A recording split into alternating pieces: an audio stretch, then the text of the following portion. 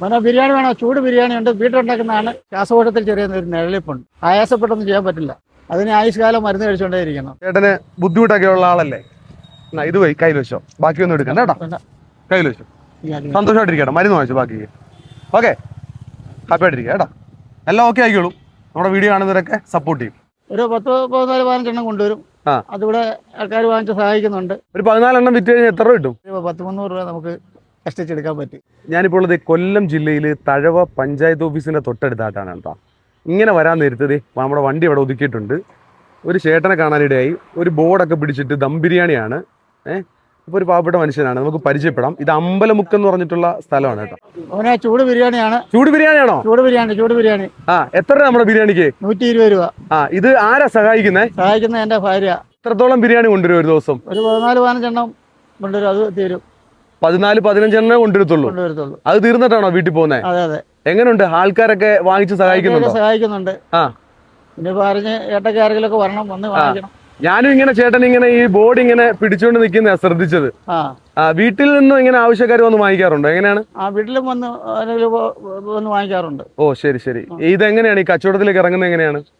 എനിക്ക് ഈ തട്ടിന്റെ വർക്കായിരുന്നു, എനിക്ക് തട്ടുപണി. ഓ ശരി ശരി. ഒരു 5-6 വർഷം കൊണ്ട് എനിക്ക് വയ്യ, സുഖമില്ലായിരിക്കും. എന്റെ ശ്വാസകോശത്തിൽ ചെറിയൊരു നിഴലിപ്പുണ്ട്. ബുദ്ധിമുട്ടുണ്ടല്ലേ? ബുദ്ധിമുട്ടുണ്ട്. ആയാസപ്പെട്ടൊന്നും ചെയ്യാൻ പറ്റില്ല. അപ്പൊ ഈ തട്ടിന്റെ പണിക്കൊന്നും പോകാൻ പറ്റത്തില്ല? ഇല്ലല്ല. അതിന് ആയുഷ്കാലം മരുന്ന് കഴിച്ചുകൊണ്ടേ ഇരിക്കണം. എത്ര രൂപയുടെ മരുന്ന് തന്നെ വേണം? മാസം ഒരു 10,000 രൂപയുടെ അടുത്തുള്ള മരുന്ന് വേണ്ടു. അപ്പൊ നമ്മൾ വെറുതെ വീട്ടിൽ ഇരുന്നിട്ട് കാര്യമില്ല എന്ന് കരുതിയിട്ടാണ് ഇറങ്ങുന്നത് അല്ലേ? ഒരു 14 എണ്ണം വിറ്റ് കഴിഞ്ഞാൽ എത്ര കിട്ടും? ഇത് വലിയ മെച്ചം. ആരെങ്കിലും കൂടുതൽ ഓർഡർ കിട്ടെങ്കിലേ നമുക്ക് അതുകൊണ്ട് മെച്ചമുള്ളൂ. ഇതിപ്പോ വിറ്റ് കഴിയുമ്പോൾ 10-300 രൂപ നമുക്ക് കഷ്ടിച്ചെടുക്കാൻ പറ്റും. ചിക്കനൊക്കെ ഭയങ്കര വിലയാണല്ലോ. എല്ലാത്തിനും വില. അരിക്ക് തന്നെ ഈ അരി 130 രൂപ വിലയാണ്. വലിയ അരി വെച്ചാണോ ചെയ്യുന്നത്? വലിയ അരി വെച്ച് ചെയ്യുന്നത്. ചിക്കൻ ഇന്നത്തെ വില തന്നെ 175 രൂപയുണ്ട്. എത്ര മണിക്ക് വീട്ടിൽ നിന്ന് ഇറങ്ങും? എന്റെ വീട്ടിൽ ഒരു 10 കഴിയുമ്പോൾ ഇറങ്ങും. ശരി ശരി ശരി. അപ്പൊ എത്ര കിലോമീറ്ററോളം സഞ്ചരിച്ചാ ഇവിടെ കൊണ്ടുവരുന്നത്? 1 കിലോമീറ്റർ. 1 കിലോമീറ്റർ ഉണ്ടല്ലേ? അപ്പൊ എല്ലാ ദിവസവും ചേട്ടൻ ഇവിടെ കാണും? എല്ലാ ദിവസവും ഉണ്ടാവും. തഴവ പഞ്ചായത്ത് ഓഫീസ്. തഴവ പഞ്ചായത്ത് ഓഫീസാണ്. അതിന്റെ മുമ്പിലാണല്ലേ?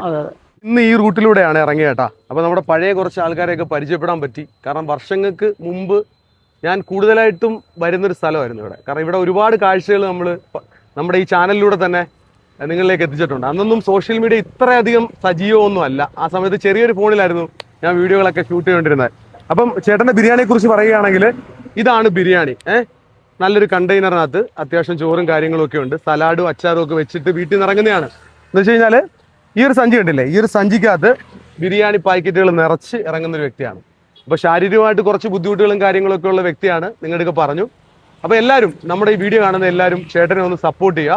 ഞാൻ കൃത്യമായിട്ടുള്ള ലൊക്കേഷൻ പറയാം. ഇത് തഴവ പഞ്ചായത്ത് ഓഫീസാണ്. അതിൻ്റെ തൊട്ടടുത്തായിട്ട് തന്നെയാണ്.